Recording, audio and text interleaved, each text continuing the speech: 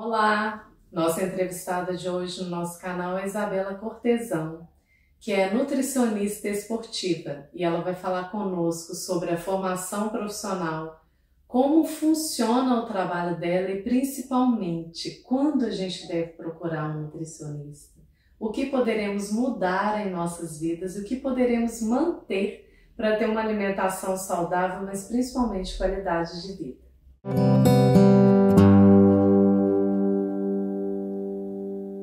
Seja muito bem-vinda, obrigada pela sua disponibilidade em estar conosco hoje no canal do Faz com Sal e principalmente por trazer tantas informações valiosas para a gente, né? Na nossa conversa inicial, você disse, né, que fez o curso em Bragança, em Portugal, que lá você se apaixonou pelo comportamento e foi o que te levou à área esportiva. Então, eu queria que você falasse para a gente um pouco de como funciona o seu trabalho. Bom, eu comecei com a nutrição, na verdade, para me ajudar, né? Eu queria emagrecer, sempre tive essa questão com a balança, então eu acabava fazendo várias dietas, sem entender muito bem o fundamento, como que eu poderia me ajudar através da alimentação. E foi a partir de uma nutricionista que eu conheci que fez um desafio, né, online, eu comecei a me apaixonar pela alimentação. Eu sempre tive essa questão do comportamento, mas eu só fui me apaixonar mesmo pela nutrição por mais tempo que eu estivesse fazendo, né, da faculdade, quando eu entendi como que o corpo funciona. E eu só entendi na nutrição esportiva, porque ela mostra na prática. E acabou que durante esse tempo eu deixei um pouquinho o comportamento de lado e fui estudando só o comportamento, como o corpo reagia, né? Como que ele funcionava. E depois, hoje no meu trabalho, eu uno os dois. Eu trabalho tanto a nutrição esportiva, na prática, performance física, como o seu corpo reage no dia a dia, como que você tem disposição para realizar as tarefas diárias, mas também como o comportamento alimentar influencia nas escolhas alimentares que você faz todos os dias.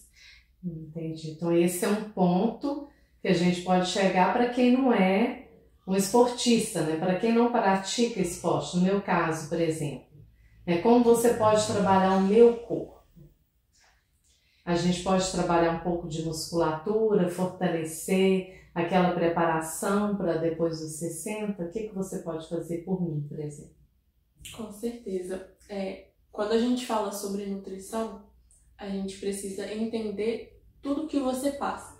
Então, numa primeira consulta, eu faço uma anamnese com você. O que significa isso? Eu vou conhecer todo o seu histórico, seu estilo de vida, como é a sua rotina. A gente organiza tudo. Eu vou conhecer a sua genética. Como que é, não fazendo exames genéticos, mas o que pode ter sido herdado de gerações da sua família, qual que é o histórico de doença, e associar isso tudo ao seu dia a dia. E eu consigo aconselhar de acordo com a sua vivência, de acordo com o que você tem para me trazer, né, de dúvidas do seu dia a dia, se você pratica esporte, se você não pratica, se você faz alguma atividade física, né, uma caminhada ou alguma atividade mais leve. E dentro disso, eu coloco a alimentação baseada no que você trouxe para mim. A nutrição ela é tão individual, porque cada pessoa tem uma resposta diferente. Cada pessoa gosta de um alimento diferente. Então, entender qual que é o ponto que você me traz e dentro disso eu trago orientações nutricionais e faço um plano alimentar de acordo com o que você precisa, de acordo com o rendimento do seu dia, do seu gasto energético. Tudo isso conversa de acordo com o que você é. De toda forma, a gente tem que fugir dessas magias da internet, né? Porque eles falam como se tivesse um plano milagroso para salvar todas as pessoas. Isso aí a gente já entendeu, ou seja, nós temos que buscar você e fazer um plano para mim, individualizado, para outra pessoa individualizada. Agora, o que a gente já pode cortar? O que você sugere para a gente? Independentemente de estarmos fazendo trabalho ou não, a gente tem que ter um hábito e uma mudança de comportamento, né? Tem que cortar algumas coisas. E como que a gente pode fazer isso? Em questão de cortar, eu gosto de ser muito verdadeira em relação à alimentação, porque às vezes a gente pratica um termo que chama nutricionismo. É quando você reduz um alimento de acordo com o nutriente que ele tem ou deixa de ter. Então é como quando você endeusa um tipo de alimento e o outro é ruim. Então vamos supor, eu falo com você que o ovo é o melhor alimento do mundo por causa disso, disso e disso. Só que o ovo sozinho, ele não vai fazer muita coisa. O alimento, ele precisa de ser combinado com outros alimentos, com outros nutrientes. E eu falar com você que o glúten faz mal, mal para quem? Quando? Porque o glúten, ele é um alimento também, ele não é um alimento em si, né? Ele é uma proteína, um tipo de proteína. Então, ele pode fazer mal para algumas pessoas, mas para outras ele não faz mal. Então, quando a gente fala sobre cortar alguns alimentos, são alimentos que não trazem um benefício nutricional. Então, alguns alimentos industrializados, que são cheios de aditivos, açúcares, gorduras. Mas quando a gente fala de um alimento que ele é industrializado, mas o processamento dele é menor, não necessariamente é um alimento ruim. Então a gente tem algumas classificações de alimentos industrializados que são bons e alguns que não são bons para a saúde, né? Então, quando a gente vai cortar os alimentos, o que eu falo é alimentos ultraprocessados que foram feitos a partir de alimentos industrializados, a base dele são alimentos industrializados, né? Então, não são tão interessantes de consumir no dia a dia. E o álcool também não é tão interessante consumir assim no dia a dia, porque ele atrapalha muito em questão de performance, disposição e também de musculatura. Porque o álcool, ele tem a capacidade de destruir a musculatura muito mais rápido do que o tempo que a gente leva para construir. Então, quando a gente fala sobre desenvolvimento dos anos passando, a gente sempre tem que ter em vista que o álcool, ele pode sim prejudicar essa questão da musculatura, visto que nós, quando envelhecemos, a gente tem mais facilidade de perder musculatura, principalmente se for uma pessoa não treinada. A pessoa que ficou a vida toda sem treinar. Aí ela já tem dificuldade de ganhar musculatura, porque musculatura a gente constrói com treino de força, né? Não é com uma caminhada, não são atividades leves. Para as pessoas entenderem, vamos dar alguns exemplos, né? Pelo que surge para mim aqui no meu espaço. Eu sempre pergunto como está a alimentação da pessoa. Ele sempre fala, minha alimentação é boa. Eu começo a fazer perguntas específicas e a situação muda. Biscoito recheado, aqueles macarrões instantâneos, a gente não pode falar marca, né? Refrigerantes, que mais? Salsichas, presuntos, mortadelas. Esses seriam os alimentos que a gente deve tomar mais cuidado? Com certeza, porque eles são alimentos ultraprocessados. Se você for olhar na tabela de nutrientes, você não consegue muitas vezes entender o que é aquele ingrediente. E quanto mais difícil é aquela palavra quando você vai ler o rótulo, pior é aquele alimento. Então tem muitos aditivos, corantes, acidulantes, que muitas vezes são colocados ali para estender tempo de prateleira, né, para ter uma validade maior. Esses alimentos, às vezes, não têm esse benefício nutricional. Então, é o que eu tinha conversado com você sobre calorias vazias. São alimentos que são ricos em calorias, porque eles têm gorduras, açúcares, mas eles não têm nutrientes. Então, falta muito nutriente ali. E o corpo, ele precisa desses micronutrientes, vitaminas e minerais, para ele conseguir rodar, para ele conseguir te manter ativo. Eu posso comer um cachorro quente hoje, que eu não vou me matar por isso, né? Precisa ficar claro, isso é importante falar para as pessoas, gente. Eu posso comer um cachorro quente, eu posso comer um biscoito recheado, eu posso tomar um copo de refrigerante, desde que o resto do dia eu tenha consumido os vegetais, os legumes, né? Um prato colorido, a proteína bem feita, sem gordura, seria isso? Exatamente. A disposição dos alimentos que você come durante o dia vai influenciar em como você reage durante o dia. Então, se você tem uma alimentação muito balanceada, né, come saudável, alimentos mais naturais, você prepara o seu próprio alimento, principalmente, porque aí a gente consegue ver o que a gente está colocando, o tipo de tempero, né? A sua alimentação ela vai ter muito mais riqueza nutricional e quando você for comer esses outros alimentos, às vezes você pode passar mal pela questão de que você não está com esse costume mais. Então, o seu corpo ele muda a sua microbiota, né, intestinal. Então, os bichinhos, né, os organismos, micro-organismos que estão ali, eles se readaptam à sua nova rotina. Então, se você come mais alimentos que têm nutrientes para eles, né, que são os alimentos com mais fibras, mais micronutrientes, você responde de uma forma. Quando você come outros alimentos industrializados em excesso, ele responde de outra forma. Então, se você tem alimentação balanceada a maior parte do tempo, você consegue ter uma resposta microbiológica, né, digamos assim, muito melhor do que a pessoa que não come.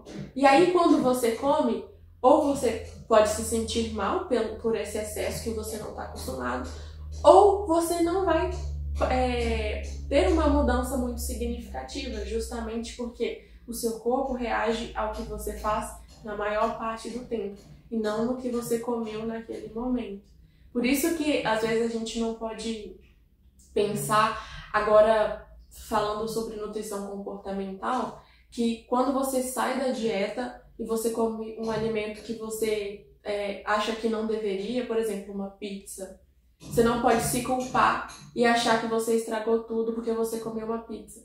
Porque a pizza não é o que você come na maior parte do tempo. A massa é um bom exemplo porque tem essa questão do glúten. E hoje em dia as pessoas costumam muito cortar o glúten sem necessidade. Quem que precisa de cortar o glúten? Quem tem doença celíaca.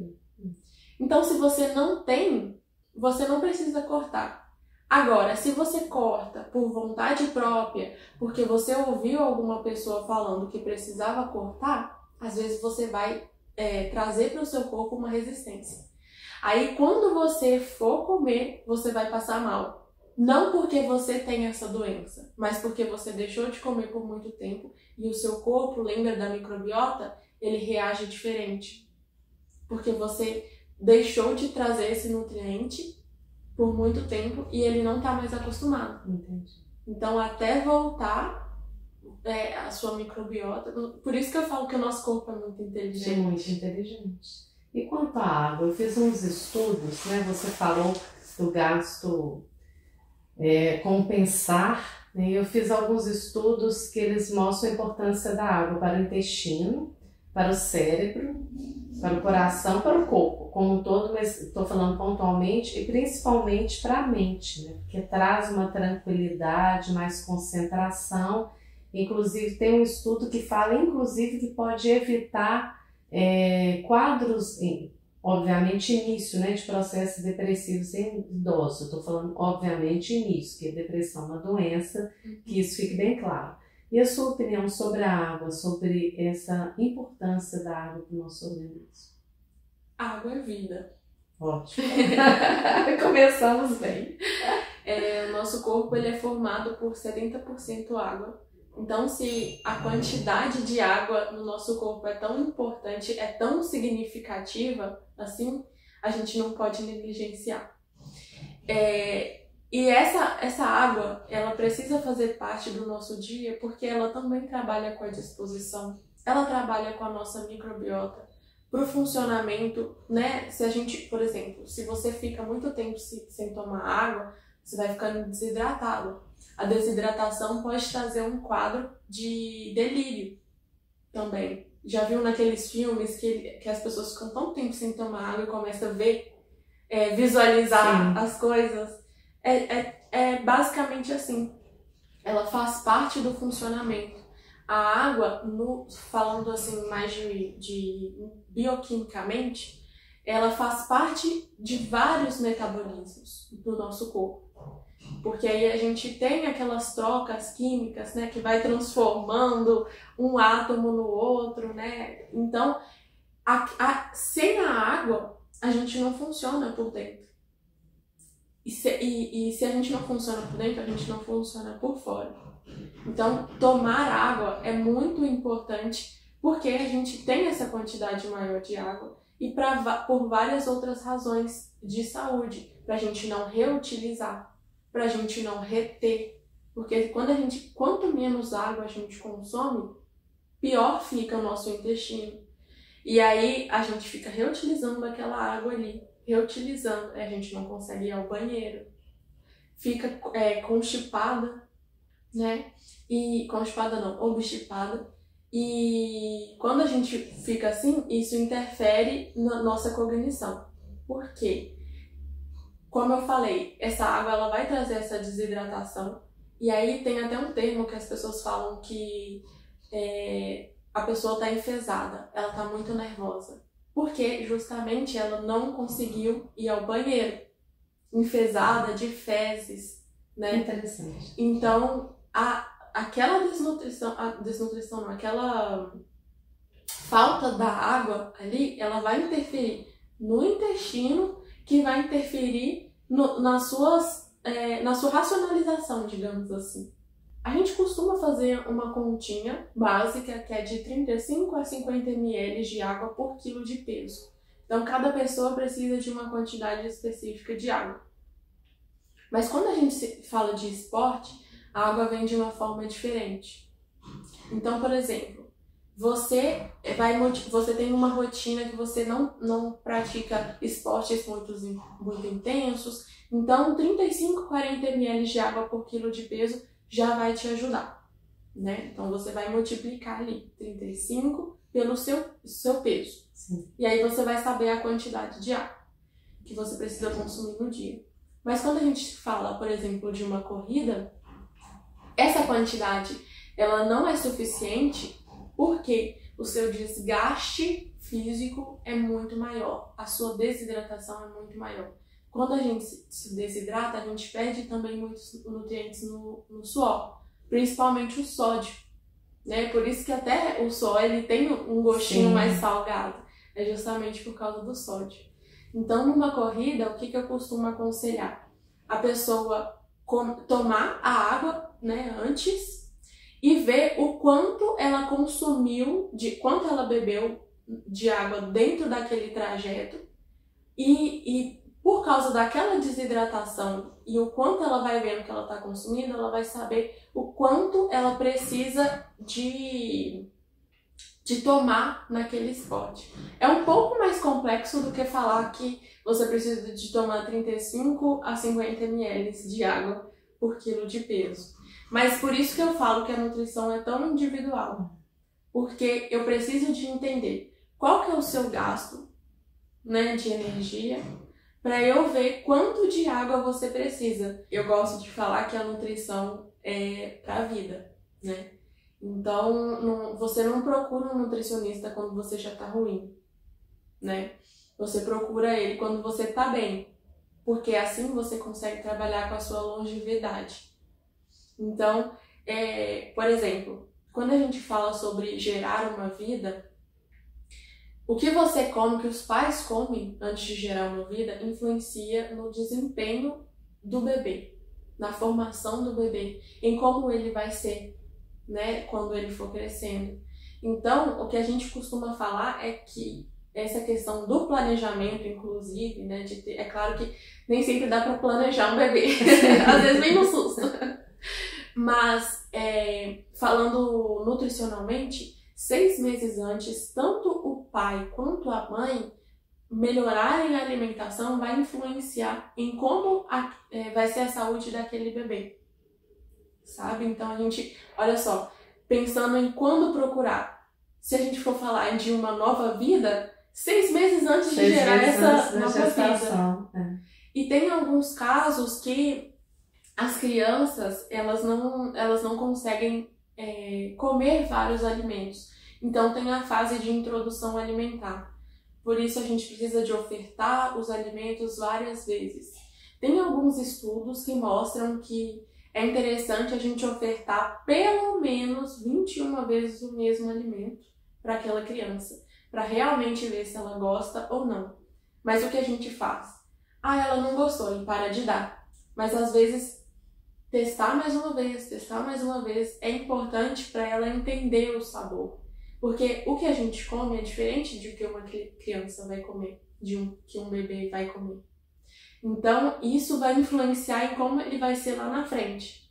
Se você não oferta nutrientes antes, lá na frente vai ser uma pessoa que vai depender muito mais em questão de saúde, e aí sim a pessoa vai ter alguma doença, desenvolver alguma doença, aí o médico vai falar, procura nutricionista. E não é lá na frente que você tem que procurar, é durante toda a vida. Aí já não é preventivo mais, né? Exatamente. Aí já é para tentar solucionar algo que não vai bem. Isso. Seria tampar buraco. No bom popular, tampar buraco. Isso. Excelente, Isabela. Muito obrigada pela sua participação. Foi muito bom.